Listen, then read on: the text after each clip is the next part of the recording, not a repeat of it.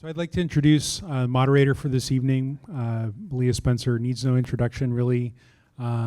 She's since she's come to Portland, has covered with fairness and really just intense, thorough reporting this entire community. And I could not think of anyone in our community better suited to guiding this conversation tonight. And I'd like to welcome her and all of our panelists tonight. And it's yours.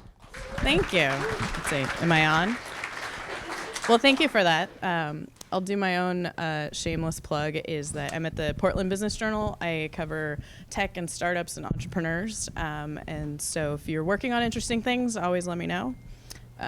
Do we need to switch? No. We good? Okay. I get it. And so definitely sign up. I do a newsletter on Mondays and Wednesdays called Tech Flash. You should all read it, so go sign up. And so we'll get this panel started here. I'm very impressed with everybody that showed up tonight that didn't freak out when the word snow came into the forecast, so good on you. I'm super impressed how many people are here. So first off, we have Mat Ellis, who's the co-founder of Cloudability. We've got Luke Kanies, who's the co-founder or the founder of Puppet, and also now the founder of Clickety. We've got Paige Buckner, who is a founder here in Portland, and also is working with Founder Jim, helping to teach other founders. I know she's very excited about these high school kids. We have Shashi Jain, who also is a founder here in Portland, had a company, and he is now at Intel working on innovation projects there in blockchain and AI.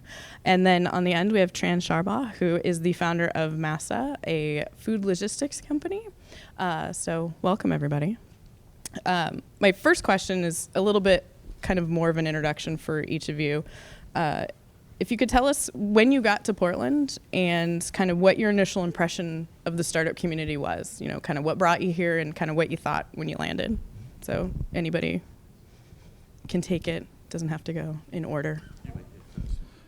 I don't know if I was here first, but I'll go first, I guess. I went to Reed in college. I've been there since then, but mostly I went there a lot in college. And I left when my wife went to get her PhD. So I was here from 93 to 99. I left for a decade. And I came back in 2009 with $2 million in the bank. I had been in Nashville while my wife was getting her PhD, and I always told her that I would not be at her graduation. I would be in the U-Haul honking the horn. And eventually we decided to move here. Honestly, I moved to Portland for two reasons that are not necessarily useful. One is that my wife's parents had retired to town from North Dakota. They tried to move here in the 70s and could not find a job, just like you couldn't find anywhere else in the 70s. And two is that I could ride my bike to work here. Neither of those say all that much about Portland. But when I moved here, there were 6 or 7 companies that were theoretically going to do very well. And then there was Jive that had already done very well, except everyone was really, really pissed at Jive. Because like the week that I moved here, they moved south or something. And so the two questions, not even two questions, the only thing anybody ever wanted to talk about was, and are you going to move south? Are you going to move south? Because we're going to hate your guts if you move south. So that was my introduction. Because what year was that? Was that 2009? That was 2009, yeah. Okay. All right. So, hi. All right, Matt, it's your turn. So I'm kind of like Luke. I came here by accident. I followed my family. Yeah. I had no idea that there was a startup scene here. I'd done what felt like a prison sentence in the Bay for 7 years, and went to Kansas City to get away from the Bay, and followed my family out here, and then went to 2 emergency surgeries, pre-Obamacare, blew all my savings, so I was pretty much penniless. This community is amazing for taking people. And I've lived everywhere, man. And this is the easiest community to network, and partly because of events like this, where people are keen to help, to connect, the red ticket thing. And I fell in with this community, and I told everyone we're going to have to move south when we raise money, because that's what it was like when we came here 10 years ago. 10 years and 1 month ago when I came here, VCs would go, great idea. So if we give you a check, then you'll come back down to the Bay, right? And it was just that was the law. And it was companies like Jive, and then Luke's company at Puppet, and others, AppFog, I don't miss any out, but Jan Rain, Urban Airship, that changed that narrative. And in 2011, when we raised proper money, halfway through that year, the conversation went from, like when I moved to Kansas City, half the time it was Kansas City, another half was like, oh, Kansas City. And it literally went like that halfway through 2011. Where, oh, Portland, I'm early. I'm going to get ahead there. And thanks to Luke and others before us, we were able to stay in Portland and benefit from its great insight. But I kind of lucked into it. I didn't come to Portland because of startup scene. If I'd known there was one here, I would have come here 10 years earlier. But hey, that's the way the dice rolls.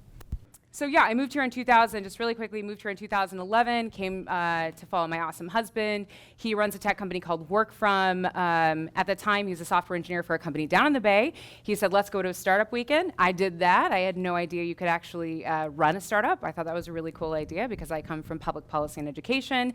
And then I started a company on the side and quit my full-time job and started working on a startup. And it was because of people on this panel, folks who were kind enough to introduce me to the startup scene and then guide me on my journey, that I was able to continue working on my startup. So I'm really grateful to everyone up here. Thank you. If I haven't said that to you, thank you to all of you for being so kind and supportive, because I would have no idea how to join or start a startup without any of you.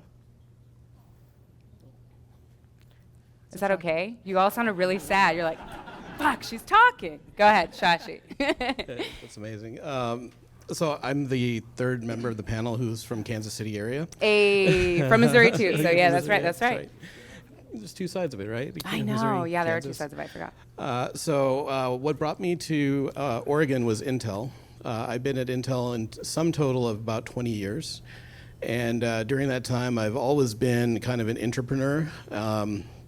Always one foot in, one foot out. I think in the way that I approached the startup community here was initially through TIE. So the TIE group is another entrepreneurial group that is about mentorship and now about angel investment and youth entrepreneurship as well. But back then we were running events and panels and so on and so forth. And then in 2010, exactly 10 years ago, I went to my first startup weekend where I met Tubton. And it kind of blew my mind, you know, being in the corporate world for from 98 to 2010, we didn't do things that way. So I took everything that I learned in Startup Weekend and I started applying it inside of Intel. And then I quite made myself unemployable for Intel, or at least the group that I was in. So I stepped out for 2 years and I was running my own little startup in 3D printing. And I was running Startup Weekend by that time as well, where I met Paige. I actually met, we met at Startup Weekend. I think I met Luke, I met you at Startup Weekend. I met you as well, Matt. Checks out. Yeah. I was running it for 5 years. There was a software incubator in Beaverton. Yeah. I thought it was called now, but that's where a lot of us met. OTBC, that was it. That was before OTBC. Pi. Yeah. So it was at the old OTBC space where we met. But ran that for 5 years. And then for a couple of years, I was running my own startups. And I actually went to work for Startup Weekend teaching corporate innovation. And then I got caught back up into Intel. I was actually out there teaching them about corporate innovation, and one thing led to another, and I'm back now for 5.5 years. Snatched you up. So I'm doing strategic innovation work now. What that means is I take Intel products and put them where they were never meant to go and kind of see what happens. And I oftentimes do that with startups. So I'm pretty engaged with the startup community, particularly the blockchain community. So if you have any questions about AI or blockchain or AI and space exploration, I'm your guy. But seen a lot of different things in this community, and what I love about it more than anything else is that you can call a founder up here, and they'll give you 15 minutes of your time and encourage you, and give you advice, and it's been transformative for me, and that's what I love about this community. So that's me. And Trang, how about you? When did you get to Portland, and kind of what was your impression of the startup community? Hello, everyone. So after finishing my master in Australia in 2016, I moved to America and got reconnected with my high school friends. We haven't connected for a really long time. And we started an online course on human-centered design, and we chose food waste as the topic. And for the assignment of the class, we just ended up interviewing hundreds and hundreds of people who love growing food and who's passionate about regenerating the ecosystem around them. So after that, we just think that we need to continue working on these insights and turn it turning it into something longer than just the assignments. And so actually, I looked at Portland and I followed because of the goats and the chickens and the vegetables that people grow here. Not so much because of the startup world, because I had no idea what I was doing. Actually, today when I walk in here, I was just like, why did I end up here? Because I forgot how many people come here. That's right. And just the fact that me as a very newbie, least experienced in this panel discussion panel, have a chance to sit here and share my stories and our company's stories, tells a lot about the startup scene in Portland, and I'm very thankful for this opportunity and the encouragement that the community have for new startup founders like us. Awesome. Well, welcome. And so obviously the common theme is the openness of people to talk to each other and things like that. And I'm wondering, has your impression of the startup community, how has that changed in the last 10 years from when you first got here and you're so surprised that everybody's so friendly and everybody will have coffee? I'm wondering how have you... Well, 10 years ago, this should have been 5 white guys. That's Yeah. one of the most obvious changes. It's a very Yeah. welcome one. I mean, I remember the first NewTech presentation that Tooten put on. It was all our buddies. And we're all wearing plaid shirts. So that's one big change. Yeah. A lot further to go, but still good. Right. All right. Yeah, there was a time where you could run into like 50 to 60% of the like famous tech founders at 2 a.m. at a crappy bar downtown on a random night, and like it was a party hard, work hard culture. I think in that order, versus I don't know how late the party's gonna go tonight, but it seems different. All right. I think the big change that I've seen is the integration of the tech community in education, which I've been really excited about. Shashi and I, Shashi brought me on board to work with Ty, which is really awesome because we get a chance to bring entrepreneurship to high school students. So we were teaching in 5 different high schools around Rosemary Anderson, 2 campuses. We were out in Troutdale. We were at Benson High School. I think, are you all at Lincoln right now? It'll be 7 in another month, and then probably 9 by the end of the year. It's incredible, and of course the awesome work that Adam and your team are doing. But seeing the integration of entrepreneurship and bringing that curriculum, and then also community members that previously might not have been accessible to high school students, to me is so powerful because while it's only 10 minutes of these professionals' time, often you have an impact that resonates for these kids for the rest of their lives. So I think it's really incredible, and I actually can't wait to see what that looks like over the next few decades. Yeah, just to build on that and to plug Thai Young Entrepreneurs, that's the program that Paige was referring to. We've seen so many high school students taking action. And that's one of the things that I would say is different about the community now. It used to be when we started out, we were kind of getting together, we'd see each other, we'd chat about what was happening in Silicon Valley, we would chat about what the amazing thing that was happening with the top 5 startups, the Urban Airships, the Puppets, the Cloudabilities. And then we'd see each other again the next week and the next week after that. But over time, it became, there was so much action and so much movement that was happening, and the pace accelerated. I'm a big fan of, stop talking and start moving, and start acting, Do some shit. and start doing things. Yeah, and I've seen that culture kind of develop in this town, in all the communities that I'm a part of as well. So it's really cool to see. So I just moved to Portland early 2018. So I just have the experience with Portland communities for the last 2 years. And what I have found so far is that we have new startup and founders growing out and reaching out to each other, and have a lot of regular events to come to and share experience with each other a lot. And I don't know if it has been like that before, but so far it's a really positive experience for us.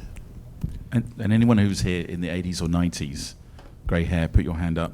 I'm told that this has happened before, that there were 7 companies that looked promising and then it died in a recession. And this is the first time it feels like we're going to get through the next downturn, and there's going to be these events in 5 or 10 years' time. If I may, we drew straws and I got the tall straw, so I get to say something negative about what's happened in the last 10 years. And it's a perfect compliment to Matt's positive tone. We do this as a skit sometimes. So in the last, 12 to 18 months, I've gone to London, Berlin, Atlanta, Budapest, Montreal, Toronto, New York, and San Francisco, and tried to meet, just kind of like try to take from things that I believe about other tech markets to like turn that into some sort of at least anecdotal knowledge about the markets. And there's lots of reasons for doing it, but one is that it's good to look at your community with in the cold hard light of day, as opposed to through a sympathetic lens that maybe is not truthful. And I think there are some things that are not so much that are bad that have happened to Portland, but there are things that are true about Portland's tech market that have become more obviously true. Like I've been a judger for the EY entrepreneurship thing that they do every year. They do, and it's Oregon, like a Washington, national Idaho. program, right? It's a national program, but it's a Northwest judging, and then it flows up to the national thing. I won Entrepreneur of the Year in some made-up category a couple of years ago. The Northwest, not nationally. And so then they, as a reward, made me do a bunch of homework. And one of the things that's been really, really notable is that the things that Portland is really, really good at do much better than the things we're here to talk about today. Mm-hmm. The entrepreneurs who are running companies that do beverages and do food make more money per employee. And this is going to sound really weird, I'm sorry. They're also profitable. And their larger revenue bases This is going to sound strange, but than any of the tech companies that we were judging. And it's been really interesting for me, it was really notable to see that stark difference of like, wow, there are all these amazing things, and like the kombucha companies are killing us. just murdering. And it was humbling in a way that I think was really good. So I think that's my contribution. We asked some people from the food companies to come tonight, but they're all too busy. Too profitable. I can't be here. My chauffeur couldn't get me there in time. Well, I mean, that's part of, so my coverage is tech and startups and entrepreneurs. And like, I use a really broad definition of startup. I mean, a lot of people just think startup is a tech company, but Right. it is a kombucha company that's Right. getting started, or, somebody who's making Brazilian cheese bread in their kitchen and then starts a company on that. So we've even kind of broadened out kind of how we cover things, just because that's kind of what the entrepreneurship community looks like here. Yeah, but as soon as you make money, we take your startup wings off you and get out. Although it is Leave. actually really, I've always found it really interesting about the difference between kind of food and tech in terms of when the food companies sell, there's a lot of backlash. But when a tech company sells, everybody's real excited when Amazon bought Interesting. Elemental, like when Cloudability got bought. People are excited about that, but, Dave's Killer Bread got bought and people were pissed. And so it's just an interesting dynamic in terms of what those outcomes look like. There's no locavore software, I think. But there is a Ben & Jerry's in town. Damn. And so I'm curious why, Matt, you said you think we could survive the next downturn. Why is that? What do you think is different? It's interesting. I actually had the luck out to go to San Francisco in 1988 when I was a teenager finishing a video game and watch some of the startup things going on there. And the thing that makes startup scene, one of the things that makes the community is creativity. So I was 16 years old and I was really irritated at the people playing foosball in the table. Like, shut my kids at you kids making this noise. And they did it to blow off steam, and they said we work better when we do that. And it was really interesting seeing that kind of innovation. And so you need that creativity. And in Portland, when things are novel, they're cool. I met a lady making food-grade protein powder out of locusts. So that if you want to bulk up, but you want organic, non-chemical, you get it. And people will say, that's cool, let me try some. So we have that here. We've never had other things. We've never had levels of funding, at least to get things going. People to write checks to you when you can't make payroll, but you can get to that, to bridge you into a funding. And most importantly, people like Eric. So Eric was our CTO at Cloudability, and he's gone on to be the CTO here. I can't tell you how many people came out of Puppet and came into Cloudability. There's that kind of network So angry. effect. Yeah. Still pissed. You still haven't seen the full list, Eric. But like, there's this kind of thing that carries on. And in every person in Cloudability, we had 125 local employees and consultants. They go on and take it to another business. And just the fact that, this number of people here, on a rainy, snowy night, It is fantastic, and so I think that really there's just a critical mass. Companies like Puppet and Cloudability brought one of the missing ingredients, which is senior executives to the town, who can then go on to be CEOs and CFOs and CTOs that just weren't here 10 years ago. You could hire the programmers, you could hire the marketing people, but all of our executives were in Seattle or the Bay, and they worked remotely. For 4 years, we had a COO out of Menlo Park, and now that's changing, and I think the combination of funds like TIE and OVF that can get you that first round and the senior staff mean that we're here to stay. Is this all just a symptom of just the maturity of the community here, or what has changed? It's just a natural evolution. You have a couple of goes at it. The forest fire comes through and burns enough down, but when the trees are big enough, they can survive the fire. Okay. How do you describe the current state of tech startups in Portland? This end of the table has to talk more. Yeah. Since you are a tech startup. Yes, you should talk. So far, I have heard that it's quite tricky and difficult for B2C startups to get funding here. That's why when my business partner and I planning for this year, even though we're also working on the process of preparing to asking for funding, we actually also have Plan B to have and lean more toward like a self-funding projects where we can be more active in preparing the budget for what we want to do. I think that we also want to have a lot of more guidance in finding an incubator program that fits as well. So far we have a lot of approach from different incubator programs, but it's actually not clear for new person like our team to figure out, okay, among these incubator programs and offerings, which one would fit our business model and current challenges the most.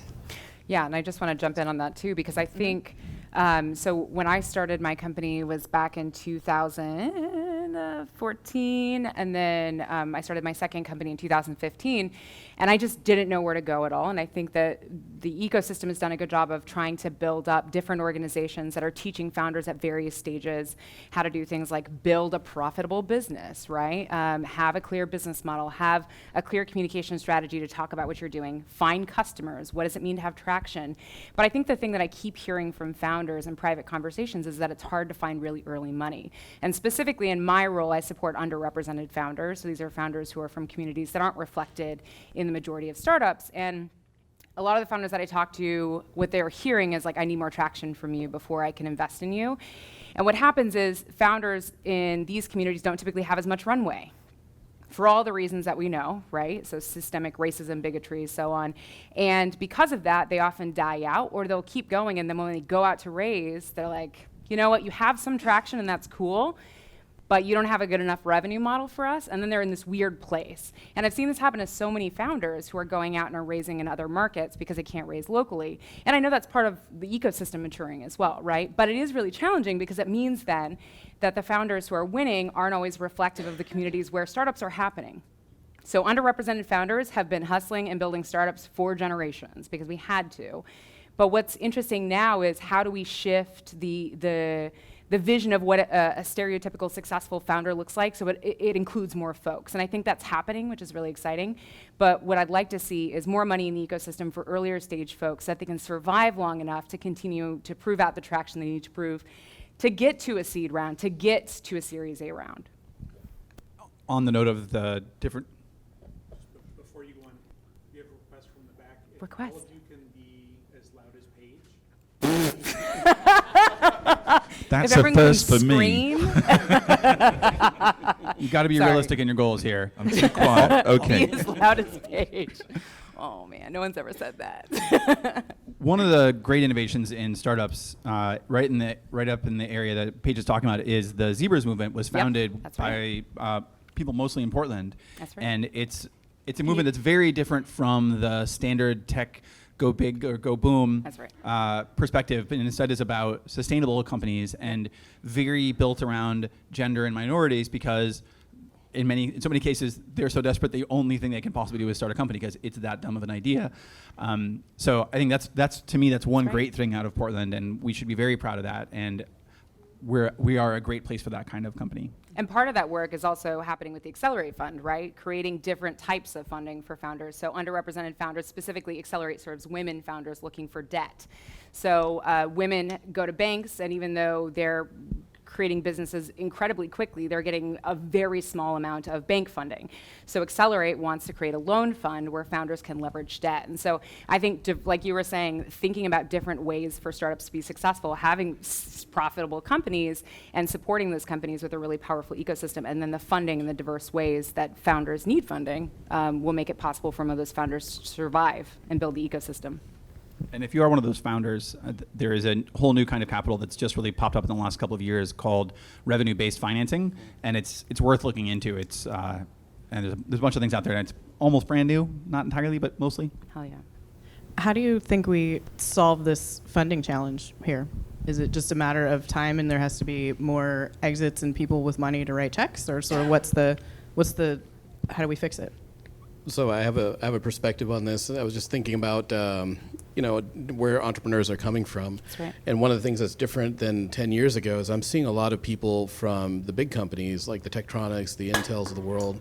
I'm seeing more of them coming out here. I see a few familiar faces. Raise your hand if you're Intel. If you're limited, quite a bit more than I was expecting. So to answer your question, one of the cool things I see happening is the folks from the West Side are coming out to participate in the startup community, to build out their ideas, but they're using their paycheck to fund their startups. It used to be that they would, I've seen this happen. They would quit their jobs. They would have X months of runway. They'd run through that, and then they'd be looking for funding. But they're a little bit smarter about it now, and using the time that they're at the big company to find a very tight product market fit. And I'm even starting to hear this the startup terminology inside the company. 10 years ago, you ask a person what an MVP was, and they look at you funny. Intel has overloaded every acronym except for MVP. You ask them what product market fit was, they'd say when we make a product, we sell it, and it fits the market, right? If we build it, they will come. But that's shifting, and I'm also seeing them funding more creatively that way too. Mm-hmm. So one truth is that dominant groups are funded on potential, and non-dominant groups are funded on track record. That's right. And that's why this chicken and egg exists, That's because right. you don't get a chance, you don't get a track record. There's not enough of you to represent a group, so you think, oh, I'm onto a bargain. When you think what happened with Portland, where VCs funded Cloudability and Puppet because they thought they were onto a bargain, it was because there were a few exemplar companies that had got funded that proved that Portland wasn't hipster paradise where people go to retire, young people go to retire. And so this chicken egg will not be closed until there's a focused effort. There will not be a focused effort until the dominant groups understand this chicken egg problem. That's exactly right. And it takes communities like ours. If you think about what's happened in the last 10 years in Portland, how a whole bunch of people who didn't want to do this in the Bay and run their companies differently have been successful, just imagine what we could do if we could include non-dominant groups. That's right. But until people accept there's a problem, it won't change. That's right. In terms of what it takes to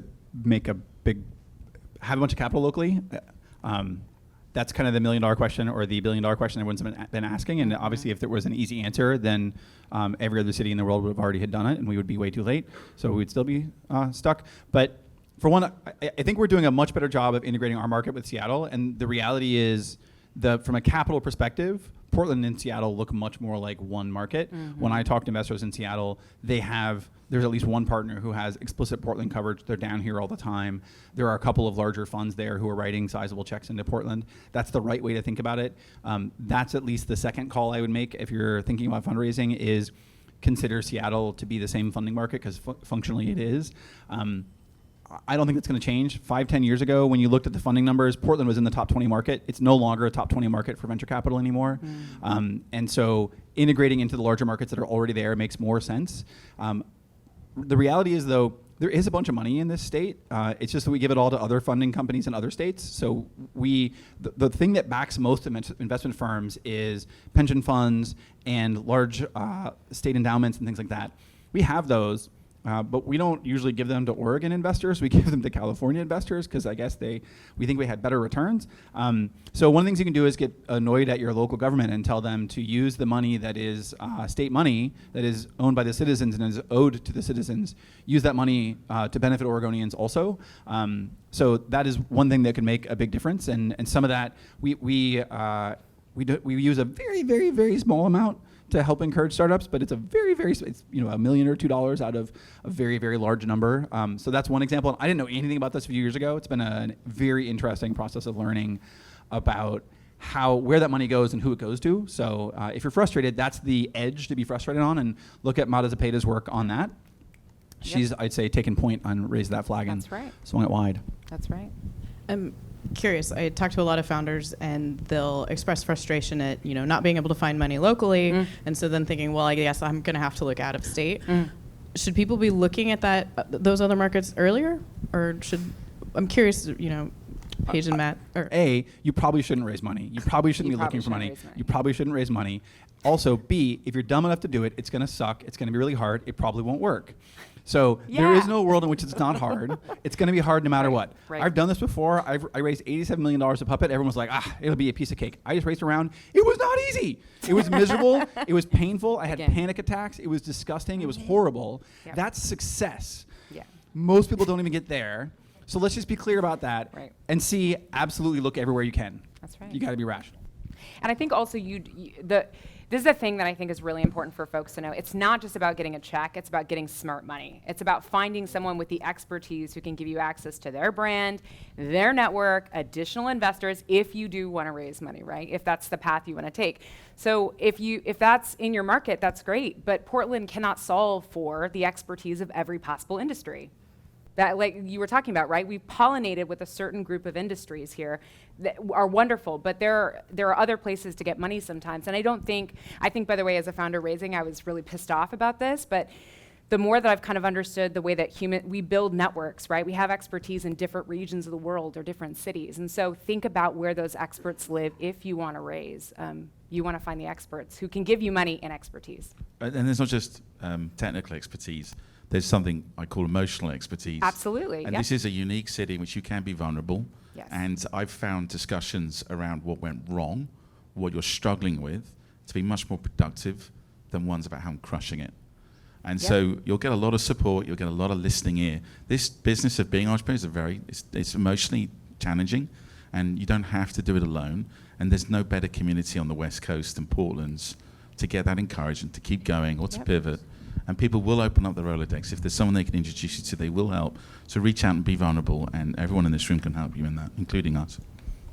I'm just going to add one thing, that everything that was said here kind of applies also internally for people who are doing entrepreneurship. That's right. Yeah. Inside of their companies. It just rings really true. It's just as hard if you're trying to do something new inside of a big company to get the funding it's a very lonely path as well when you're kind of flowing against the stream and so on and so forth. So, Shashi, I'm curious. How do you see, somebody who's been in and out of Intel? How do you see them sort of playing within the startup community locally? Because there's such a big presence in the state. So, how does Intel play in the startup community? Do you see a connection, or is it? We've only got another hour.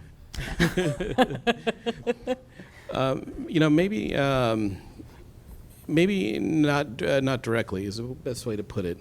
There's no startup program that is geared towards getting Intel involved and at every event.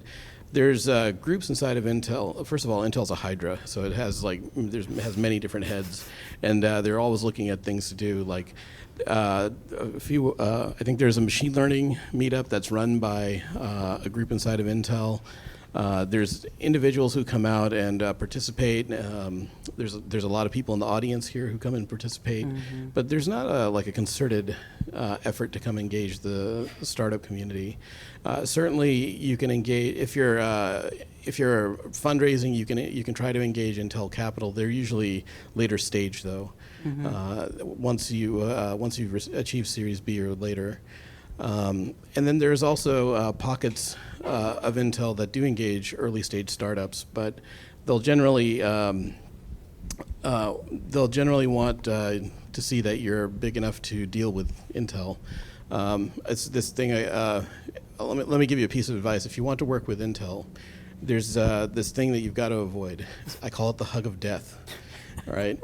So once Intel, you may get interested in working on something together, and you get excited about it, the Intel people get excited, and pretty soon you'll be going to trade shows with the Intel folks, and this applies to any big corporation. And pretty soon you're doing work only for those pilots and the trade shows, and then sometimes the project will get defunded, and then you're kind of left holding the bag. Yeah, I mean, it's a double-edged sword. You can work with a big corporation, you can work with Intel, but you've got to be able to stand on your own as well. Got to be ready for it. I wanted to say really quickly, Shashi, actually one really powerful way that I've worked with Intel was finding an employee who wanted to test out what it was like to be in a startup. So through Shashi, we found our part-time CFO, and she was such a game changer for us. And there are a lot of folks who just want to try it out and see how it is, and they're like, this is too much, or they might say like, hey, I want to start my own thing on the side. So there are lots of big companies where people want to explore, but they don't want to take the risk quite yet. So I wanted to say thank you, Shashi. That was awesome. Great intro. There are a lot of overpaid, stultifyingly bored people working at these big companies like Intel and Nike. So Luke, I was really avoiding trying to say that. Luke's like, let me just say it plainly for Luke you. can say it, it's People okay. bored out of their damn minds.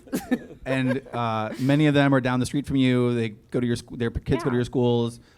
Network with them. They have great resources. They know great people. That's right. Convince them to give you 5 hours a week. Convince them to give you, $25,000. That is where a lot of it starts. So just when they start thinking that they know what they're doing because they're a middle manager at Intel, don't believe that. But certainly get all the other help that you can. And for every one of those people, they know someone who left Intel That's right. and are investing through vehicles like OVF in the front right. row here, That's and right. Ty. That's right. And they'll introduce you to Nick Wade or John Maroney or someone like that. You can go get a check off them. If you're a tech business, those ones I know, I'm sure there are other circles out of there. All right. And also, if anybody has questions, raise your hand. I can try and get a mic to you. So I'm also curious. I still have some questions left, but I figured they probably don't want to hear me talk. I do. I'm curious, what has you worried about the Portland startup community right now, or concerns? Like, what has you kind of, I don't know, up at night, but what has you worried? I think Portland lucked out to be so powerful, so special a place as it's become. If you read the story at Willamette Week from about 5 years ago, what was the conference that guy turned up and gave the story about how it happened in September? There was some new tech conference, and he gave an amazing talk, and it was in the Willamette Weekly about how this city had no infrastructure, only very young people, only very old people, and the city plan was to attract middle-aged people. And it coincided with a bunch of hippies leaving California who became congressmen and representatives. And we kind of lucked into having a public transport system and a very pleasant place to live. And we're kind of not doing much to keep it that way. So we have massive homeless problem. We have a massive education problem we've just begun to tackle. We have a massive infrastructure problem, just to name 3 things off the top of my head. Never mind the rain. And so to keep Not sure how we fix that. to keep this place special, we can't be complacent. And getting involved civically to push this forward, I was very heartened to see not just the education bond of $780 million, but the tax rise. And we campaigned for that, for an extra tax on our business to help, because we need more education in this state. I think we were equal with Mississippi for graduation rates. That does sweet fuck all for my hiring efforts in the city, particularly for diversity and non-dominant groups again. Right. So we need to keep the pressure and give our politicians some cover to go do controversial things to help the whole state. All those areas out in the countryside that have got no jobs, we could be having computer jobs there. We could be having call centers there. 100%. It won't work if only half the kids are graduating high school. Right. That's right. And join BBPDX if what I said resonated with you. That's Second the that. Business for a Better Portland, for people who don't know. Do it. Yeah, I think Portland has an image of itself, and that image is based on actions done decades ago. And there are small things done still to maintain that image, but not nearly enough. honestly, I think our government, how many people here know about how weird Portland's commission style of government is? So if you could take one piece of homework away, go home and discover how racist and weird our commission style of government is. We have an at-large council system. Our councilors are elected at large, which means they're not representative, and also they're not good at their jobs, not because they're bad people, but because the government setup is weird. We should fix that. If we can't fix that, then we can't really have leadership in this town, because no one wants to take the job because it's so hard to get anything done. There are things we need to do. There are hard decisions that every single city in this world is going to have to make in the next 2 decades. Every single city. We need to have a structure that enables leadership, and then we need to have brave, committed, daring leadership. And if we don't do that, as the rest of the world changes and responds and reacts to how the world needs to change, we're going to stand still. That's right. Sevilla built more bike lanes in 4 years. In one mayor term, Sevilla built more bike lanes than Portland has built in its entire history. Right? Every other city out there is doing interesting things, trying to figure out what is my future going to look like. What are we doing? That's what worries me. All right, Paige. Sorry, I'm thinking still. Tran. If ever you'd like to be depressed about something else, I got it for you tonight. Well, Good I'm energy. curious, Luke. So you are starting another company. You know why? Why start it here? You know, like, why continue to build here? I'm not. I'm building a distributed team. My team is remote. So Matt talked about the difficulty of getting executive talent here. I had a set of conversations again and again and again when I was trying to recruit people. I would talk to an engineer, and the engineer would say, well, let's see, I'm making 150 grand a year. I'm in a crappy part of Palo Alto. I'm never gonna be able to buy my house. My kids are in a crappy school. I spend an hour and a half at minimum each day in a car. I could go to Portland. I could buy a house immediately. My commute's small. I like the team. I can handle the rain. My kids go to a good school. Done. I talked to an executive. The executive's like, I make $1 million a year. I own my house. My kids are in private school. They're all in high school. There's no way you're going to get the executive to move. So it was fantastically easy to find great frontline talent here and to get them to move here. And I successfully moved, I think, one executive here. It's really, really hard. And I have emotional scars that I will never recover from trying to get that to work. So my plan is to build a distributed team. Now, when I was building Puppet, the people that I was bringing in, the people I was hiring were always, no one had ever done that as a software company in Portland before, right? Jive was the one that had done it, but actually all their executives were not in Portland, right? There was up to a certain point they were, but that one executive the one person who brought Jive from 5 to 15 million in revenue, that one person needed to be available, right? Now there are like 3 who have taken companies to 5 million or to 15 million or to 25 million in revenue. There aren't 3 who have taken people to 50 or 100, right? We don't have really big companies. We don't have 100 million is kind of the line where companies, if you're 100 million in revenue and you're growing at least 25% a year, you can go public. There's a reason why we don't have many of those happening, right? So every notch, every generation, that watermark gets higher. And today that watermark is high enough that you can comfortably build a company and say, I should be able to get to 5 million revenue in this town based on the talent that's here. No question. I don't know where the watermark is today, but I also, we're all responsible for our own emotional scars, and I know what I'm capable of doing. But honestly, for me, a distributed team is gonna work better for me and how I wanna work.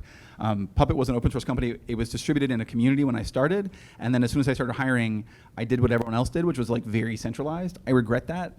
Obviously, it worked out pretty well, but still, I'm excited to build the way that I want to build that works better for me in the future too. So it's not just about Portland. So we were a couple of years behind you, and what we see is the director of marketing is becoming the VP of marketing. And that's what I meant by the generational thing, but you're right in that whole. Let's make no bones about this. Everyone who's run a medium or reasonable size company or role in the community have had late night discussions where we've got very exasperated with the city, with the community, and consider saying, stuff it. All right? There have been some very specific pain points for myself. I was on a plane over Greenland last summer where as a community we just couldn't come together to get a very meaningful thing, the right amount of support to get them over the line, and we almost thought about just calling it out in the press for the double standard. Definitely should have. Yeah, of being out there when you can put your logo on it, but not there when it's time to write a check. All right? Yeah. But somehow we managed to get it going, and we got it there. So these things do happen. When you go, why are you running your next company out of Portland? For me, it's this network. It's all of you. It's knowing when you will see me back in the audience in the next year. I'll do something new, and I will be finding programmers and contacts and advisors and support. And so for me, there is a deep enough, dense enough network to do this again in the city, which is why we'll be staying. All right. You'll see me on a plane to London in 6 months. I'm sorry. If that happens, you can call me out in the press. All right. I'll be waiting for that. So I had Shashi? one thing to just kind of build on some of this. I was thinking about the pipeline of talent and where it's coming from. Yes. Paige and I have both taught in school in various schools around Portland. And for some of these schools, they have talented kids. Yeah. There's so much, in fact, even the students that we saw here, it's amazing to see them here. But for some of these schools, some of these places, we might as well be in Asia right now. right. Getting across town is a barrier for them. That's right. Finding time and to get the support they need is a huge barrier. And we're not really doing anything as a town about this. So those who would be amazing startup entrepreneurs, and by God, we have seen so many food entrepreneurs in these high schools that opt out. They self-select out because they say that's a world that's not available to me. Yes. And I can't do it, so I won't do it. That's right. And that worries me a lot. That keeps me up at night. Yep, that's right. Jan? Tran, as somebody new, what kind of challenges are you facing? You mentioned you're getting ready to kind of do funding. Have you run into any kind of hiring challenges, or sort of how are you thinking about that? Yeah, so actually we're still working through a lot of different iterations and prototypes to finalize our business models. So then we're building a marketplace for local farmers to list their own products and have their own profiles and sell directly to shoppers close by. So one of the biggest challenge we have is constantly find user testers for different prototype tests, and that's why I think when it comes to funding, besides just defining it as money, we often think about it as resources. So what are the different types of resources that we might need, and how can we kind of visualize an ecosystem of support that we can get these resources after accumulating information from many different people, and that sometimes could be confusing, but most of the time we understand that it's our job to understand that ecosystem after spending more time and reaching out to more people. But I think if there's something like that many other founders can also use, it could be very helpful for the community. As a former fourth and fifth grade teacher, I think the thing that pissed me off the most was that career day was the same careers that I saw when I was a kid. And frankly, that is not going to work, because that's not the economy that we have. And it is the fault of a greater system that is so frustrating that it feels like we can't change it. But we do not have a choice. We absolutely must change it. And so I think the thing that I found in teaching with our students, and our high school students, I go out to 181st, and I will never forget the student that I have who really wanted to be a writer. But when is he going to have time to write? He's got to get his kid, his brother to school. He's got to make sure his mom gets up for her job every day. He's already been kicked out of school. And last year I found out that he was shot and killed. And the thing that pisses me off more than anything is we will spend a shit ton of money on really cool novelty things, and we spend a shit ton of money on prison beds and jail beds, and we kick kids out of school, but we won't pay that much for their classroom seat. And I think that when we really care about something, we fund it, right? So whether we're funding a tech company, when people really care about it, they fund it, they buy the products. And it seems like we don't give a shit about our education system, frankly. And what I'm seeing right now is a whole part of the city that doesn't know that we exist here tonight, who, if they knew that we existed, they could build the food company that they want to build. They could not just be a customer of Snapchat, but fucking build Snapchat, right? And I think that's the thing that I want to see change. I want to see my kids at 181st who are tired of eating literally reheated food from another high school, and who say, you know what we want to do? We just want food delivered to our school that's made at our school, and it's fresh. That's all we want. I want those kids to get funding to build a better food system, because when people eat well, they learn well, and these are people that are forgotten. So when we start talking about pipelines of talent and we talk about gentrification, if we are serious about it, we are going to go to parts of the city where folks are getting gentrified because they can't find jobs and help them retool their skill sets now. Not just kids 10 and 20 years from now, because we need to fund the education system, but also their parents, so they can start putting food on the table and they have access to the careers that they need. And there are models for this happening in places all over the country right now. And we can do it. We have a brilliant community that's really passionate and caring, and we have a lot of really awesome momentum happening with BB PDX and the work of the Zebras. But I am so fucking tired of telling the same story about my kid Trey, who had an idea and wanted to be a blogger and is shot and killed because he's robbing somebody, because he's got to fucking pay the bills too, right? So that is how I feel about the pipeline problem. And I really do think at the end of the day, it is education, because a more educated populace is going to vote for the right leaders. We're going to have local leaders, and we'll have local talent. Sorry, I really care about this. Okay.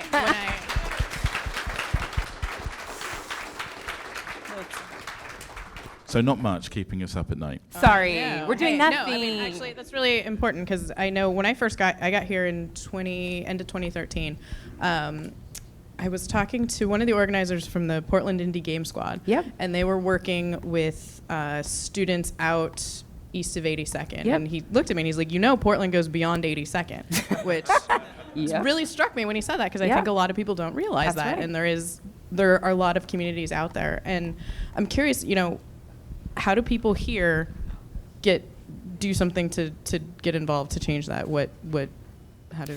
Well, I know with Thai, so I don't work as an instructor with Thai anymore because I took a full-time position teaching underrepresented entrepreneurs from around the world. And what I love to do is still go volunteer. And so if you are looking for a program to plug into, go talk to Adam. Adam, can you raise your hand so everyone can see you? Adam, can you stand up, actually? Sorry. This amazing human being runs a wonderful program at an awesome school. And so if you want to get connected to programs where you get a chance to show students what it really looks like to work a career that is now and will be in the future, go talk to Adam, go talk to Shashi. You can volunteer for a few minutes. We used to FaceTime people all the time. I mean, bless my friends. I'm like, I'm going to FaceTime you today and you're going to help some kids with the website, right? Or I'm going to FaceTime you today and you're going to talk about your job. Going and even spending a few minutes or just doing it via virtually can have a huge impact on someone's life.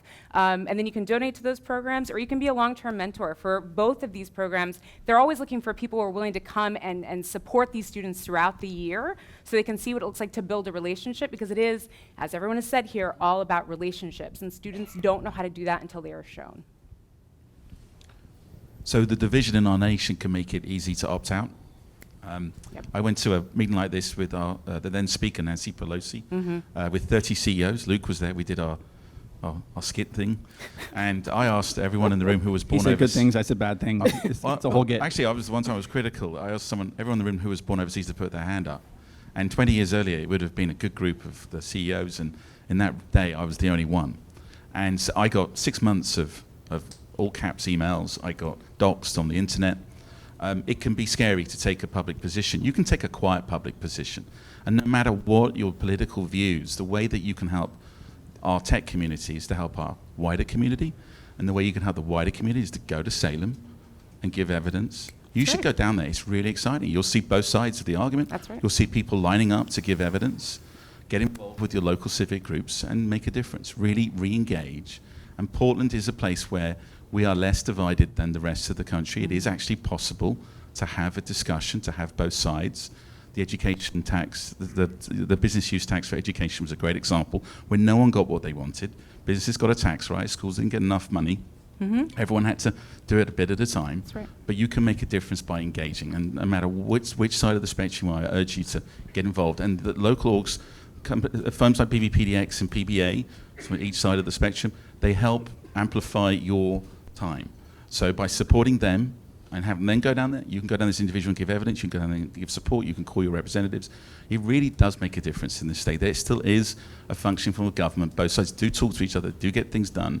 You've got to give your politicians cover, you've got to get involved. And I really urge you to do that. Hell yeah. And for all that I think we have a lot of tough times in our city, in our country, in our world coming up in the next couple of decades, the other side of that coin is the same. You will have an opportunity to have a bigger impact on this planet than quite possibly anybody Hell else has yeah. ever been born. That's right. That's right. Don't turn it down.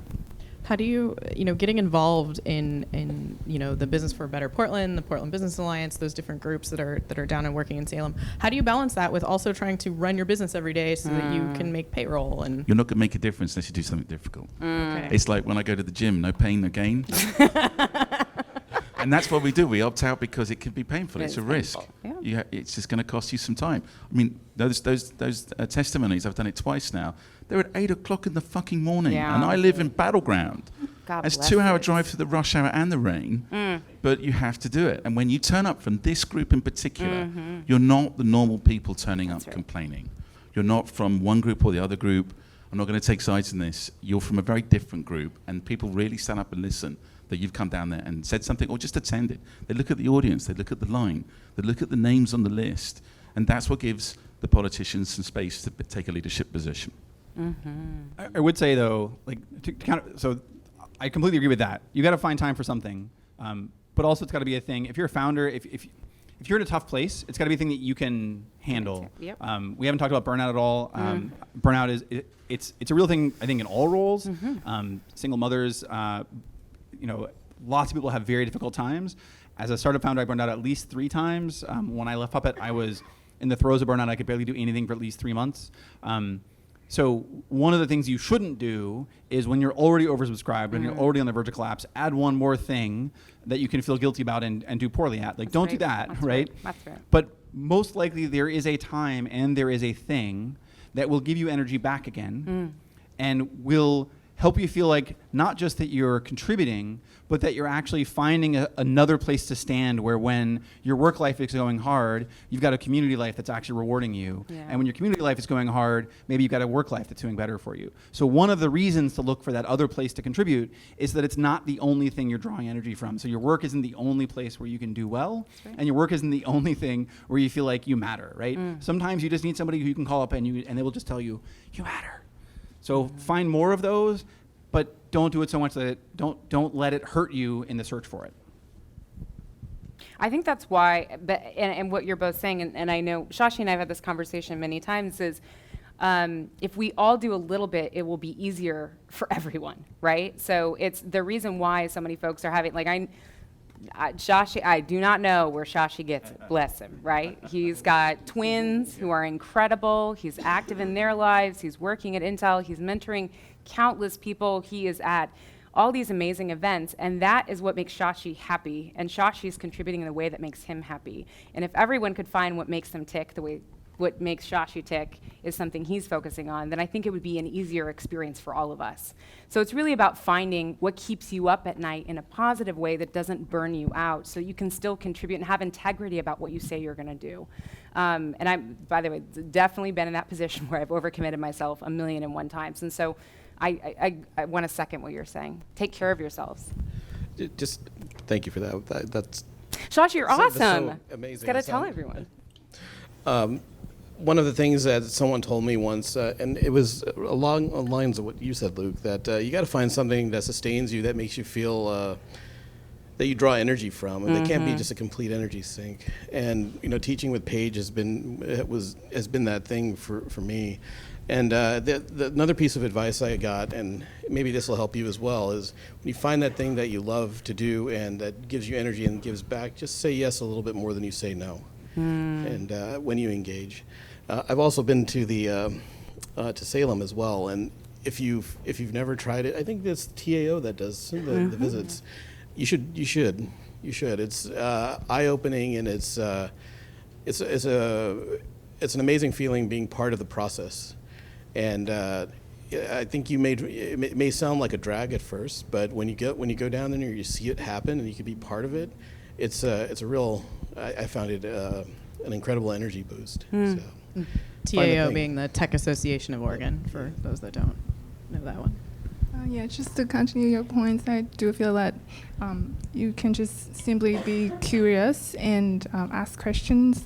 What's new happening to what you're already interested in, for example, like if you like cooking or you like playing games or watching movies, what is it out there that the local community is offering, and then give it a try or ask that person questions or give 5 minutes feedback. All of those information and support is very simple, but it's really valuable for startups at early age. Yep, absolutely. I'm just going to add one more thing. Paige and I both work with Thai young entrepreneurs. And if you are looking for that first thing, I can give you that first thing. Spend 10 minutes with one of our students. We have 200 students in the local area. There's almost 1,800 students around the world that do TYE, and that 10 minutes can make an outsized difference in a student's life, a student entrepreneur's life. So. I just wanted to tell a really quick story. So we took our students from Rosemary Anderson to a pitch event, and there were a bunch of different things that were being pitched, but one of them was a sex toy. And you should have seen these kids. They were like, what? We got out of school to see what's being pitched today. And it was just really interesting because they didn't know that people build these products and they go out and they get money to continue to build those products. They saw everything from that pitch to a toothbrush company. There are a bunch of really cool food companies. And so it's really, like just getting to see you exist gives them, because you can't be what you can't see, a role model that they can aspire to. You know what I love so much is sometimes when I talk to our students, like I met this one person and they changed my life. And they don't even know, like you have no idea that when you walked into a room, like you showed that person a path that they just couldn't even imagine existed. And I think we all know those people in our lives, but we forget that we also have that impact on other people. There's an absolute magic about it. It is magical. It's also a great way to see your own progress. It's so Yes. easy to feel like you're not moving forward, but when you talk to somebody else and they're in the place where you were feeling like you were drowning a year ago, and you talk to them and you're like, oh wow, I've moved on from there. I'm now drowning in a whole new part of the river. This is great. Yeah. New scenery. Sorry to parlay, but one more thing. I Do remember it. sitting in the audience like you are and seeing these guys up on stage, this was all guys at the time, talk about their money raising and their companies, and I was thinking, if they can do it, we can do it. And I hope you're all thinking that too right now. That's right. That loser can do it. But it was super inspiring to hear. I'm part of a group. I'm not just some crazy Don Quixote tilting at windmills. Crazy Don There's a whole club of us, you know? It's like, what? Don Quixote. Okay, thank you. I'm curious, how do you see kind of this Portland community? How does it compare to other startup communities that you've been to, that you've seen, that you've visited? Because I always wonder, like, are these conversations happening elsewhere? No. Hell yeah, No. that's right. So I used to go play poker up in Seattle. That's how I got into startup poker. Jimmy, where are you? Jimmy, still here? No. So he used to come in and sponsor the poker down here. He helped set up the startup poker here. The startup poker in Seattle is no one wanted to talk about their business in case you stole the idea. And I'm sorry to characterize it like that, but it was. We bought a company when I was in Kansas City that was the world leader in social currency. So when you did that Farmville and you did an offer and got some coins, that was a company called Super Rewards. We were the number one in the world until Facebook cut it off. We just bought it. It was one of our divisions. And I'm in a meeting in San Francisco, and I meet a guy who's telling me he's doing social currency. I'm like, we used to own Super Rewards. Would you like an introduction to the two founders? He goes, no, I don't think they can tell me much. The arrogance, the ego, that I'm killing it, is extraordinary in other communities. And in some places like Berlin and London, it's a bit more welcoming. Nowhere, in my opinion, is like Portland. I would say, though, every city I've been to, with the exception of San Francisco, does have the how do we do that? How do we do what they're doing? Everywhere I've been has that same stress, that same, like, we're not big enough, we're not good enough, we're not strong enough, we don't have enough money.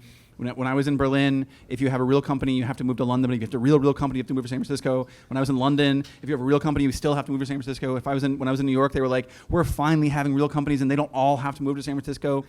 Seattle has just recently gotten to the point where you don't have to move to San Francisco. So this is that portion, the funding conversation, is pervasive around the world. Uninterestingly pervasive around the world.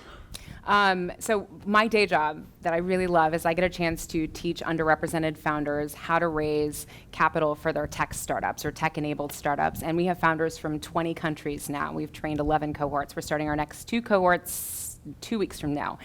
And so I have this really wonderful gift of getting insight into what's happening in these communities around the world. And our founders are coming together because they're hungry for it. They're not getting it. When I tell them about what happens in Portland, they're shocked. Like, people get together, they talk, they get to know each other. And so these founders are so hungry for community that virtually they form these really close relationships and these families because they want to bond, they want to ask questions, they want to talk about all the dumbass mistakes they've made without being judged. They want to get Real Talk Tuesday about what it really takes to run a successful company without somebody saying like, well, you're such a dumbass for doing that thing. And they're not getting that locally. And there's some really interesting nascent scenes. I hear a lot about Atlanta. Atlanta's got some really cool stuff happening right now. The integration with the education community down there is super impressive. So dope. I mean, it was really cool. So dope, and they love each other. I think that's the thing that's really important. Is it's at the end of the day, it doesn't matter what you're building. You got to care about the people building it. And so what I love is that Portland, they care about the people building it. They give a shit about each other, and they want to make sure that you're doing okay. Like, okay, your company's doing well, but how are you as a person doing? So Portland definitely has the market cornered. I do try to tell people how awesome it is. There's one community that's stuck out for me when I was out of Intel for a couple of years. I was doing a lot of traveling, just maybe on a little bit of a walkabout, trying to figure out what I was again. And I visited startup communities all over. And the one that reminded me the most of Portland was Chattanooga. It's a tiny little place, but they have like three startup accelerators, and they're jam-packed full, and there's a waiting list to, there's a long application list. They did things, there was one that was doing 3D printing, which is, of course, my jam. And then they had some space companies in. They had all these cool companies there. And what they cared most about is that, as they knew that very few people are going to want to stay in Chattanooga, they were okay with that. But they wanted their journey and their path through Chattanooga to be memorable and to be like a huge growth journey for them. So when I saw that community, it made me really. It was very heartening to see that. Trang, do you have any?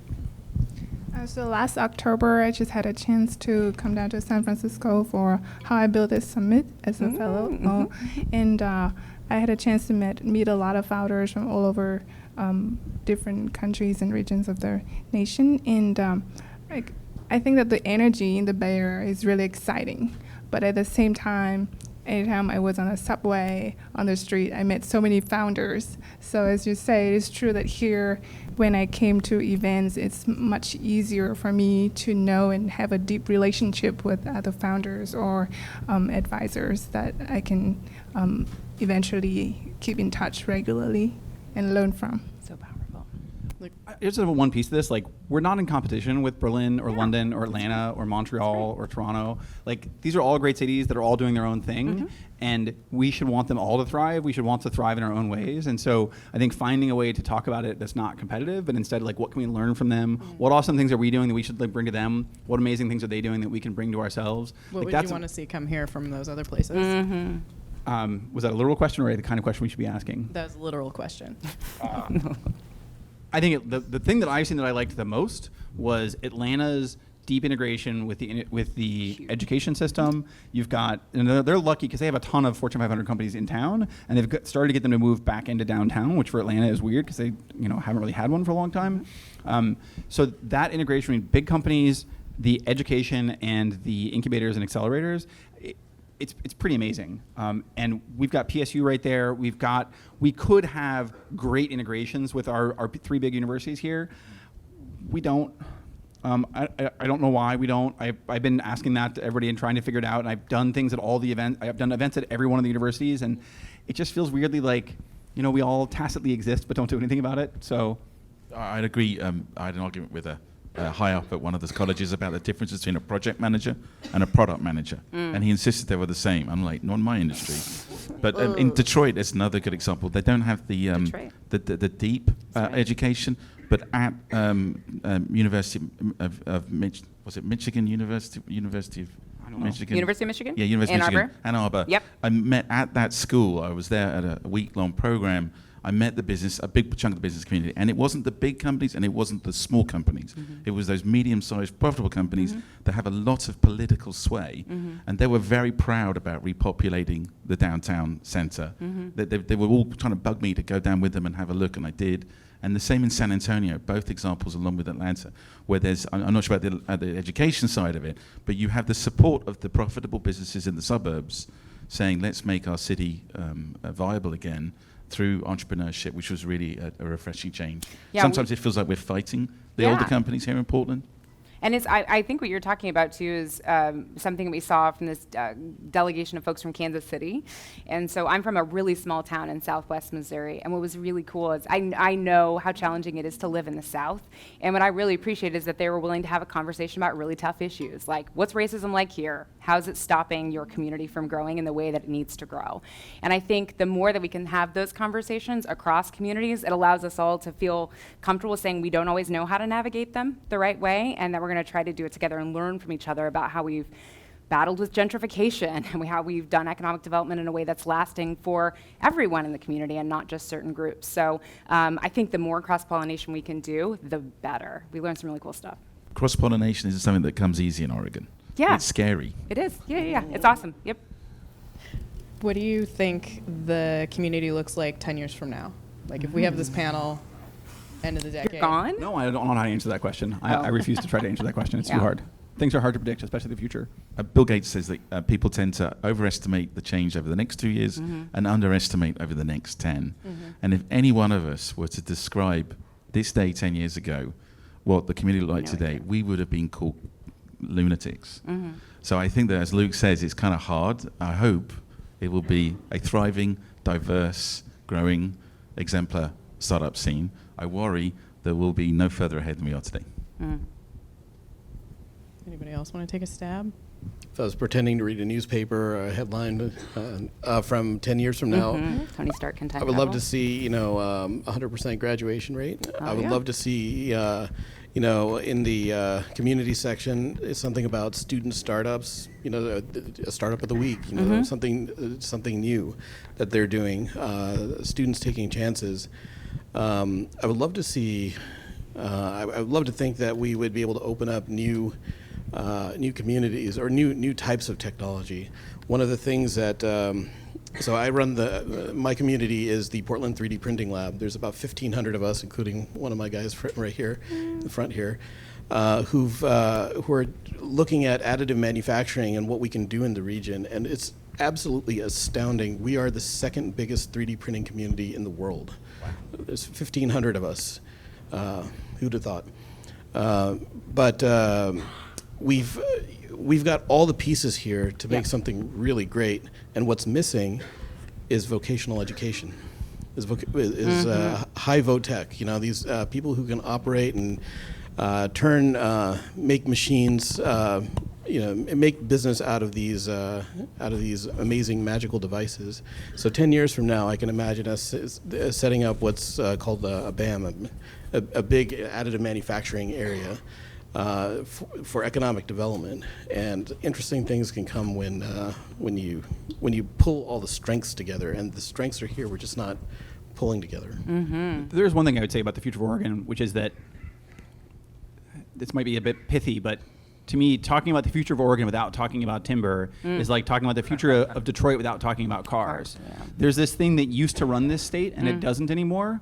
And the people who got left behind when timber went away, and timber needed to go away as the industry driving our economy, the people who got left behind are still behind. That's right. And the structures of government that cause us to work and not work were built in an era where timber was the thing running it, right? There's a timber baron running our city right now, right?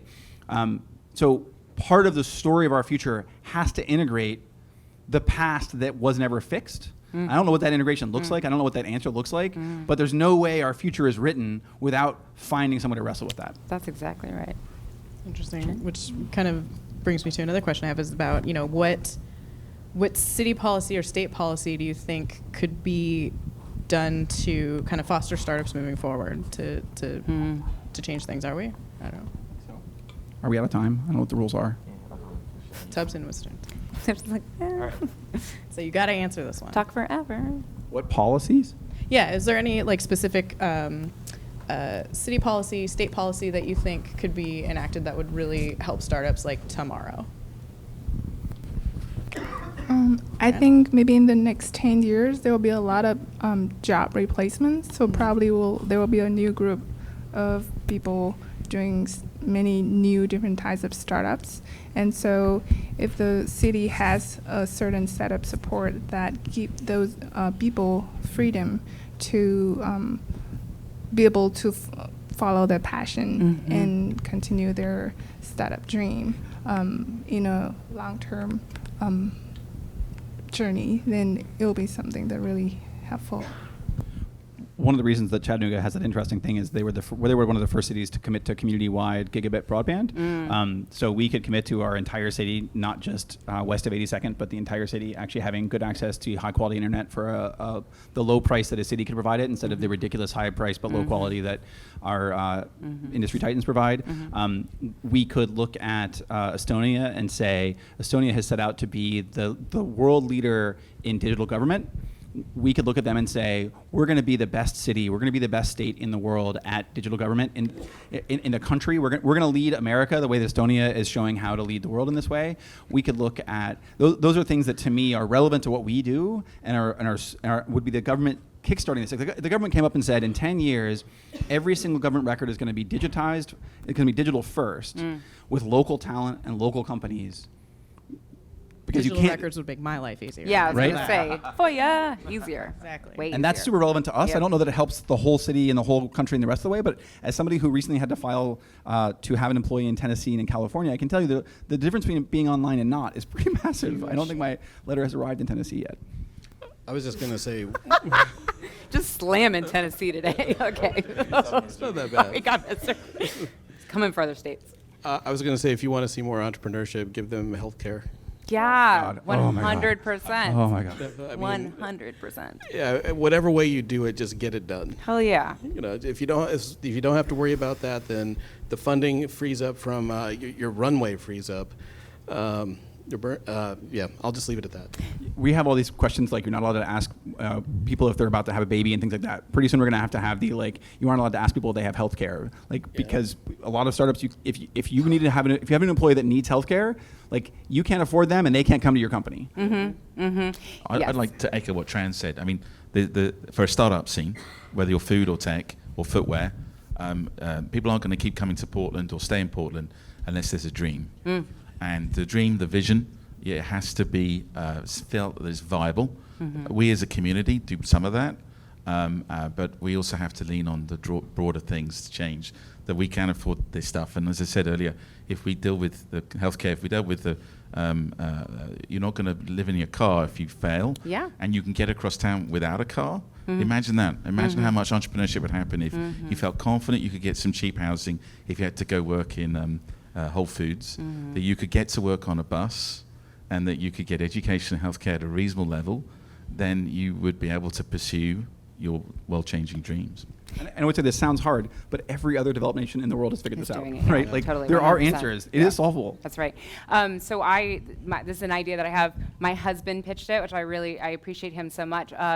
So first, childcare.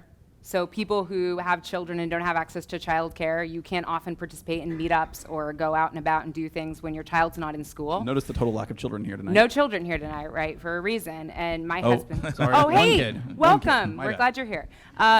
Notice the severe dearth of children. Not a Exactly, complete right. absence. So My many bad. children. So I think healthcare, or childcare is huge. Healthcare in our household. So my husband and I are both contractors. We pay $1,200 a month for our healthcare because we use the marketplace, right? Which is pretty good, but it's not pretty good when it's like, well, shit. Between that and childcare, we don't have any extra money, right? So when you think about like that significantly cuts down on the runway, especially for founders who don't have generational wealth.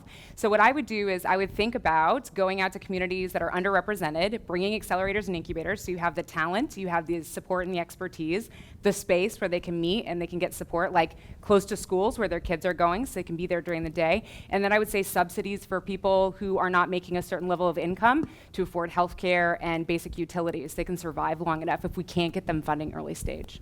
and I hate to be negative, but Do it. none of this will happen until we reform our tax base. Bam. The property Mic drop. tax, the sales tax. That's right. That's right. Everything. It's really hard to raise the amount of money we Hell need to do yeah. it. That's right. And as a community, we got behind more tax for education, and this cannot be a cram down tax thing. That's right. Until as a community we come together and agree that we're going to spend more money, we have to raise more money. We can't do investment. anything. It's a complete coincidence that we stopped collecting property tax and our education system went to the toilet. Yeah. Totally weird that it happened the same year. Totally. I'm trying to be apolitical as more of an outsider. I think it has to be a broader conversation where people who are anti-tax as a broader group, there are many reasonable people who don't want more tax coming out their packets. Like, for example, when we sold Cloudability, employees paid an average of 43% tax on their options. That's a federal problem as well as a state problem. Stockholders who held stock more than 5 years under the QSBS had their first $10 million at 0 rate. Ugh. At 0 rate. And voters don't know this scheme that was introduced to give business owners a one-time hit. It used to be subject to AMT. So you'd pay at least 23, 26% on it. Now it's 0 rate. There's no reason for that to happen. No reason. If everyone, and some of our investors, they invested through multiple entities. So each one of those entities got the credit. And And that's that can change. And if everyone who made a stock outcome got half the money they got, two things would happen. More money would go through the local economy, and we go do it more. Hell yeah. Because you only make $100 million as an investor rather than $200 million. It's insane that you Only pay 0 100 on it. million. I know. Only There's 100 no one's million. going to say, oh, I only made 5 instead of 10. I'm not getting out of bed for 5. You just do 2 startups. So it's these little corners of the tax system regular folk don't know about. That's right. If we agree to eliminate them, I'm sure quite quickly we can come up with the right tax base Hell without yeah. increasing middle class taxes. Yes. Are you going to run for office? Yeah, we're. My Matt. thick foreign accent precludes me from that. All right. No, I'm American too. It's sad but true. How are we on time? Thanks, Matt. I think another thing for the next 10 years, probably more and more people would work from home. So Yes. the city's infrastructure that is more human-centered designed, Yes. with that change in the society Yes. would make it way easier for people. And for example, like public transportation. One of the things that my business partner and I have trying to test, like when you're doing the business carlessly, and it is very difficult to do it in Portland. Sometimes it takes us like 1 hour to come to a farm and volunteering and helping them there. So yeah, that's something that the city can definitely work on. 100%. All right. I think we're out of time. So it was a good place to stop there. Thank you very much. everybody. Thank you, everyone. Thank you.